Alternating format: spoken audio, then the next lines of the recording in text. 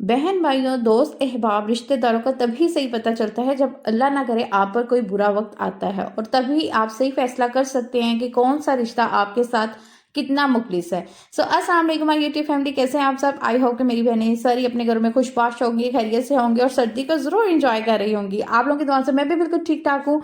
और आज मैं अपनी डेली रूटीन शेयर करने के साथ साथ आपके साथ कुछ ऐसी बातें शेयर जो करूंगी आजकल के दौर में किसी ना किसी के घर में ज़रूर हो रही हैं, और मेरा भी लाइफ में इस बारे में एक्सपीरियंस काफ़ी रहा है। और क्या वाकई में बहन भाइयों के खून सफ़ेद हो चुके हैं? खोखले रिश्तों की हकीकत क्या है? आज थोड़ी सी मैं इस बारे में ना आपसे बातचीत करूंगी। और यहाँ पर था सुबह के ब्रेकफास्ट का टाइम, और आज मैंने ना चाय के साथ बगर हनियाँ नहीं खाई थी भाई, आज मैंने फ्योनियाँ खा ली थी। और यहाँ पे मैंने थोड़ी सी ना कुछ मेरे मसाले और दालें वगैरह ख़त्म हुई थी, ग्रोसरी की कुछ चीज़ें मैंने मंगवाई थी। तो वो उसको मैंने ना देख रही थी कि भाई किस किस प्राइस में आई हैं और पहले से रेट कहीं बढ़ तो नहीं गई चीज़ों के। तो यहाँ पे साथ साथ मैं वो भी चेक कर रही थी, और मैंने कहा निकाल कर इसको अपनी अपनी जगह पे जो है ना वो हम ऑर्गेनाइज करते हैं। बर्तन धोने वाला साबुन मैं ये सफ़ोन का ही यूज़ करती हूँ, बहुत अच्छा साबुन है, बल्कि ये विम से ज़्यादा अच्छा साबुन है। और इसके अलावा मैंने तिल मंगवाए थे जो कि फ्राई चीज़ें करनी हो ना तो उसमें काम आ जाते हैं। इसके अलावा सफ़ेद चने थे और काली मिर्चें थी। अच्छा, यही चीज़ें अगर मैं यहाँ से किसी शॉप से मंगवाती हूँ ना तो क्वांटिटी बहुत ही कम आती है, लेकिन यहाँ पर क्वांटिटी अच्छी थी और प्राइस भी बिल्कुल मुनासिब थे। अच्छा, खोखले रिश्तों की हकीकत उस वक्त सबसे ज़्यादा तल्ख हो जाती है जब ये एहसास अपने घर से ही शुरू होता है, यानी कि जब आप पर कोई मुश्किल वक्त आता है ना तो यही आपको अपने बहन भाइयों को, अपने रिश्तेदारों को, अपने दोस्त अहबाब को आजमाने का टाइम होता है कि वो उस मुश्किल वक्त में आपका साथ देंगे या आपका साथ छोड़ देंगे। लेकिन आजकल का जो दौर जा रहा है ना, अफड़ा तफड़ी का दौर, इसमें किसी के पास इतना टाइम नहीं है कि वो आपकी बातचीत सुने, आपके मसलों को हल करे। कई दफा आपको इन्हीं रिश्तों पर बड़ा मान होता है कि आप उनके पास जाएंगे, उनसे अपनी बात डिस्कस करेंगे और वो आपके साथ जरूर अच्छा सलूक करेंगे, आपके मसलों को हल करने की कोशिश करेंगे। लेकिन जब वो आपकी बातचीत सुनते हैं तो उन्हें तो भाई अपनी पड़ जाती है कि हम इसके भाई किसी काम नहीं आने वाले, और वो साफ इनकार कर देते हैं। ज़रूरी नहीं है कि हर एक के बहन भाई ऐसे हों, हर एक के साथ ऐसा हो रहा हो, लेकिन कुछ लोग ऐसे हैं कि जिनके साथ ऐसा होता है, जिनमें मैं भी शामिल हूँ।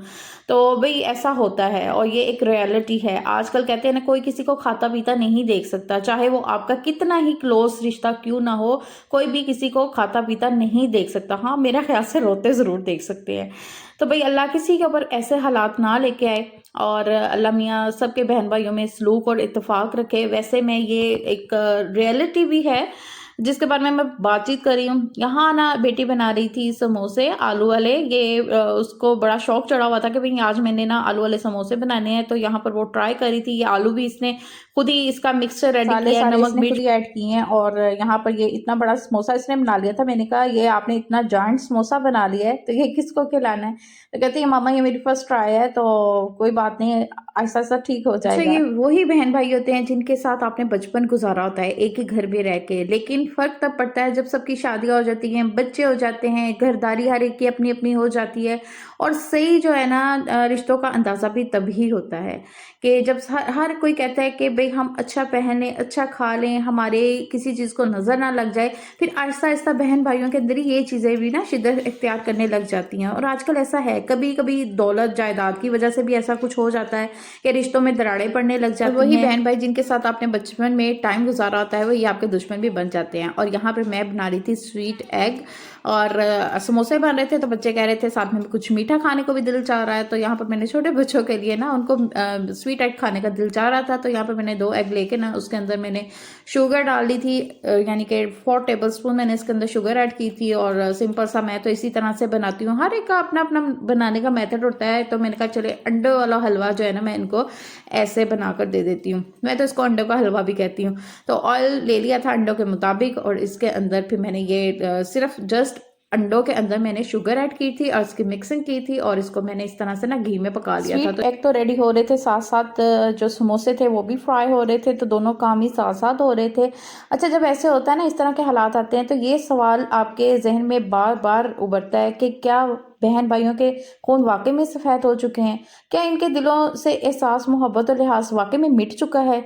जहाँ कभी एक दूसरे की खामोशी भी आप समझ लेते थे, अपने बहन भाइयों को समझ लिया करते थे कि भाई इस वक्त इसे किस चीज़ की ज़रूरत है, आज वहाँ बात बात पर शक, फासले और बेहिस्सी नजर आती है। खून के रिश्ते भी कागजी मुआहदों और फायदे के तराजू में तोले जाने लगे हैं।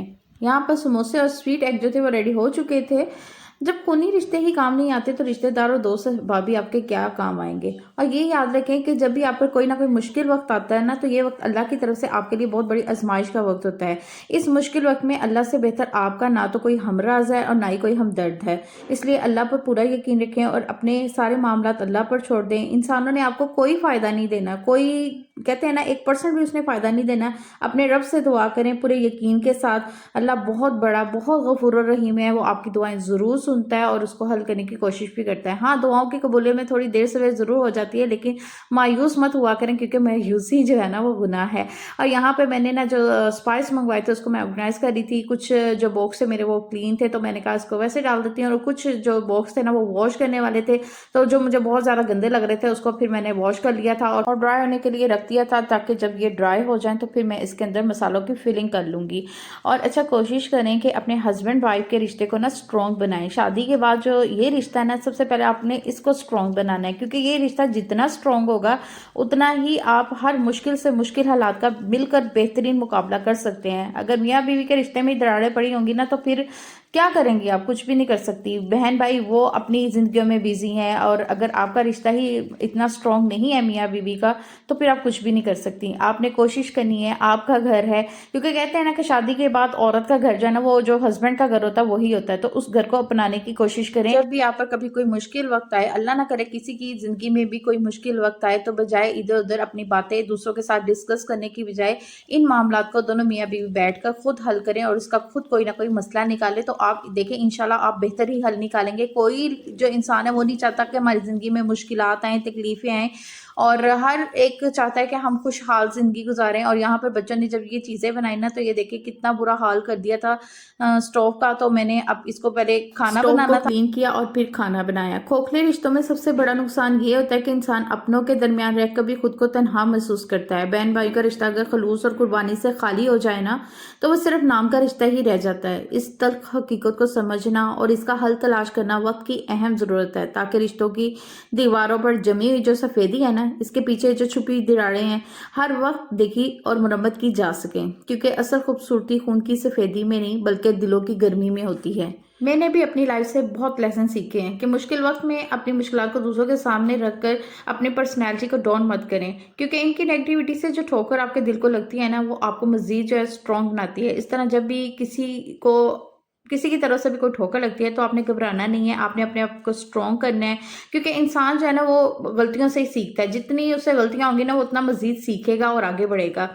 और अल्लाह ने इंसान को हाथ पांव दिए हैं, सोचने समझ की सलाहियत दी है, ताकत दी है। इसको बेहतरीन तरीके से इस्तेमाल करें। खोखले रिश्तों से ना खुदारा जान छुड़ाएं। बॉक्स जो मैंने वॉश किए थे, यहाँ पर वो ड्राई हो चुके थे, तो मैंने कहा चले इनके अंदर भी मसालों की फिलिंग कर देती हूँ। ये गरम मसाला था। अच्छा, ये 200 में काफ़ी सारा गरम मसाला आ गया था, और ये 150 में मैंने काली मिर्चें मंगवाई थी। और अच्छा, मैं यहाँ से मंगवाती ना बिल्कुल थोड़ी सी आती हैं, और सिर्फ मेरे यहाँ से बामुश्किल 1 हफ्ता ही गुजरता है। तो यहाँ से काफ़ी सारी आ गई थी और काफ़ी टाइम अब इससे गुजर जाएगा। और बस इसकी फिलिंग की, और इधर साथ ही साथ मैंने रखी हुई थी चाय। शाम की चाय थी, तो साथ साथ वो भी रख दी थी मैंने। और यहाँ पर अपने लिए स्ट्रॉन्ग सी चाय बना रही हूँ।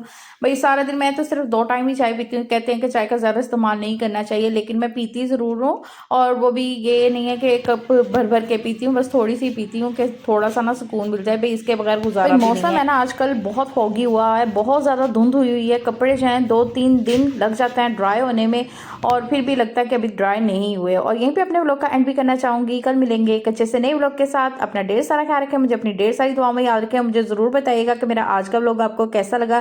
क्या वाकई में इन बातों में हकीकत है या नहीं है, कि आप भी मेरी इस बात से मुतफिक है कि रिश्ते जो है आजकल खोखले हो चुके हैं।